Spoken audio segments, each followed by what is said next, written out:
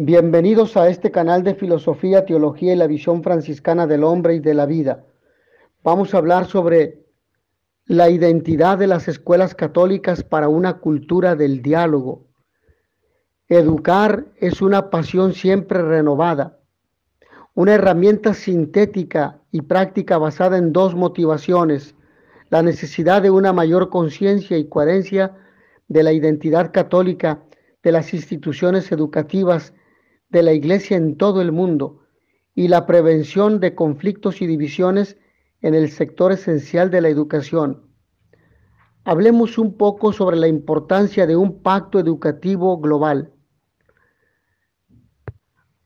Así, analicemos la misión evangelizadora de la Iglesia como madre y maestra, que se detiene en los distintos sujetos que trabajan en el mundo escolar y analiza algunos puntos críticos en el contexto del mundo globalizado y multicultural de hoy.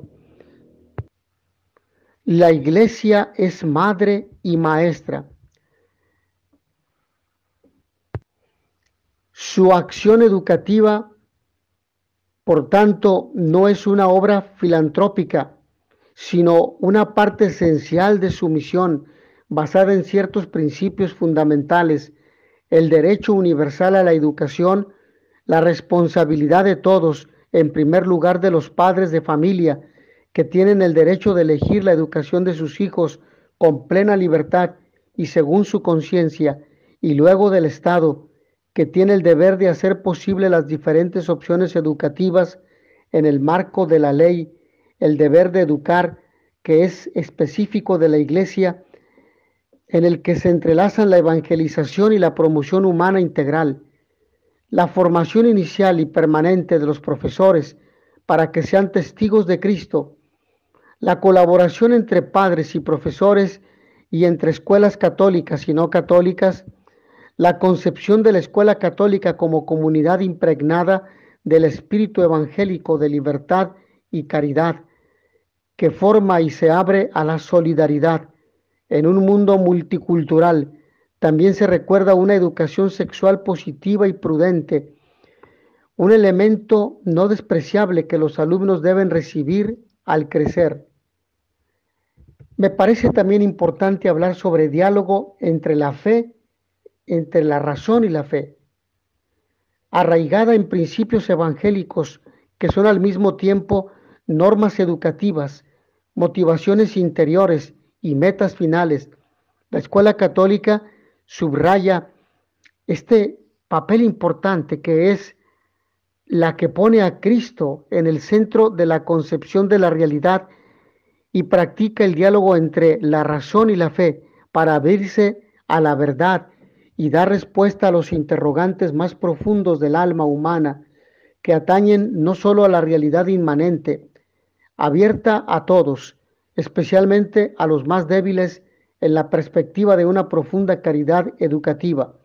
La escuela católica necesita educadores, tanto laicos como consagrados, que sean competentes, convencidos y coherentes, maestros de conocimiento y de vida, iconos imperfectos pero no desviados del único maestro.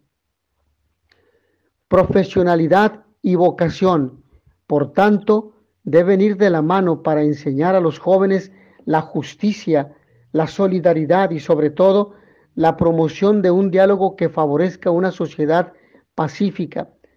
Esto es más importante que nunca hoy en día, dado que la escuela católica se encuentra en una situación misionera, incluso en países con una antigua tradición cristiana y, por tanto, su testimonio debe ser visible, incontestable y consciente.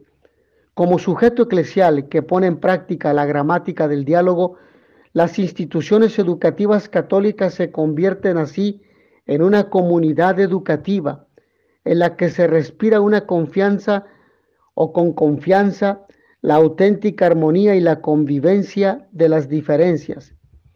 Arribamos así a otro elemento titulado la educación en la cultura del cuidado. Pero eso no es todo.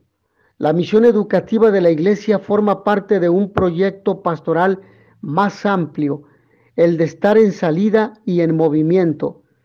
Esta última será en equipo, ecológica, inclusiva y pacificadora, es decir, partirá de la colaboración de cada persona, contribuirá al equilibrio con uno mismo, con los demás, con la creación y con Dios. Incluirá a todos y generará armonía y paz.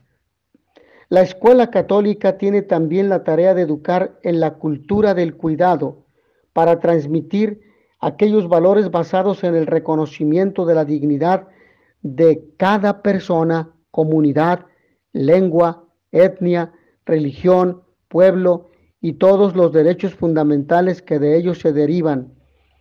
La primera parte que hemos ya abordado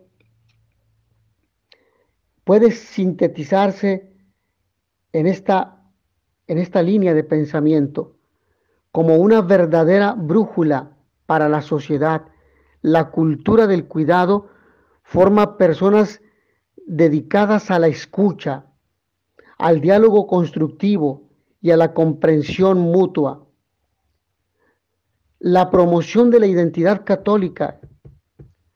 La segunda perspectiva la podemos dedicar o sugerir a los sujetos responsables de la promoción y verificación de la identidad católica, partiendo de la base de que todos tienen la obligación de reconocer, respetar y testimoniar la identidad católica de la escuela, oficialmente recogida en el proyecto educativo.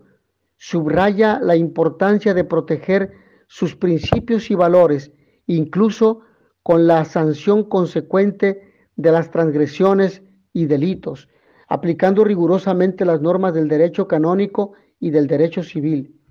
Por eso es importante la coherencia, y esto nos conduce a fijar nuestra atención en los alumnos, protagonistas del proceso educativo. Los alumnos son sujetos activos del proceso educativo. Hay que responsabilizarlos de seguir el programa y guiarlos para que miren más allá del horizonte limitado de la realidad humana, logrando una síntesis entre fe y cultura.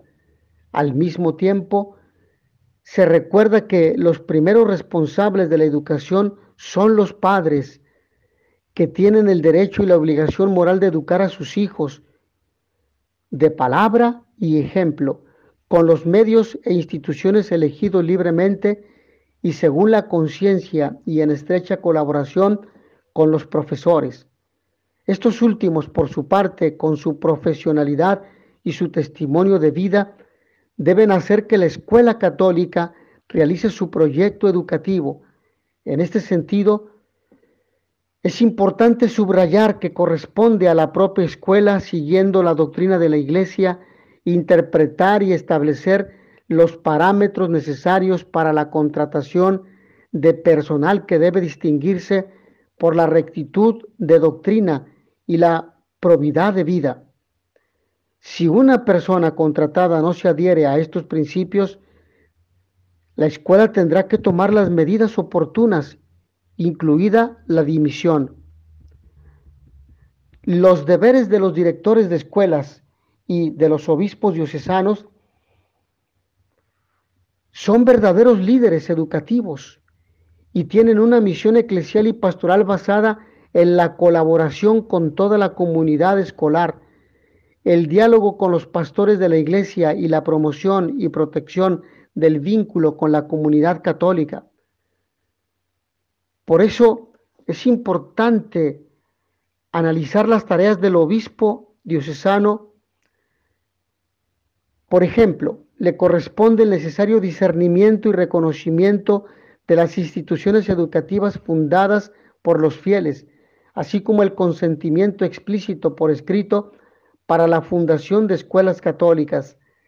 También es su derecho y deber velar por la aplicación de las normas del derecho universal en los centros educativos católicos, darles disposiciones generales, visitar los de su territorio diocesano al menos cada 5 años y tomar medidas en caso de hechos contrarios a la doctrina, a la moral o a la disciplina de la Iglesia.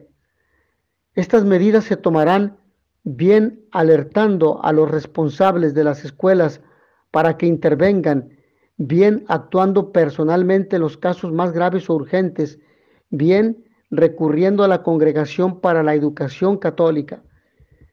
Esto hace necesario un diálogo constante con la comunidad. Por eso, entre las altas tareas del obispo diocesano episcopal está la de nombrar o aprobar a los profesores de educación religiosa, así como destituir o pedir que se destituya a un profesor si ya no se cumplen las condiciones para su nombramiento, respetando siempre el derecho de defensa del profesor, incluso con la ayuda de un abogado formado en derecho canónico. Por último, los prelados deberán mantener un diálogo constante con toda la comunidad escolar para que los problemas se resuelvan en un intercambio mutuo y una conversación de confianza. Lo mismo deberían hacer las conferencias episcopales, el sínodo de los obispos o el consejo de jerarcas, encargados de dictar normas generales sobre la educación y en particular sobre la educación religiosa. Esta segunda parte que hemos venido reflexionando la podemos concluir recomendando a los mismos organismos la creación de una comisión para establecer un fondo económico que ayude al mantenimiento y desarrollo de las escuelas católicas, especialmente de las más necesitadas. La importancia de que las escuelas católicas no sean una isla, la importancia de claridad de competencias y legislaciones, la construcción de la unidad son otros de los diversos puntos desarrollados en esta exposición y que hemos de considerar. Hasta aquí en esta breve exposición sobre educación católica y particularmente sobre la identidad de las escuelas católicas para la cultura del diálogo. Agradezco a todos ustedes su amable atención. Nos vemos en la siguiente sesión. In notitia veritatis proficere, pax et bonum.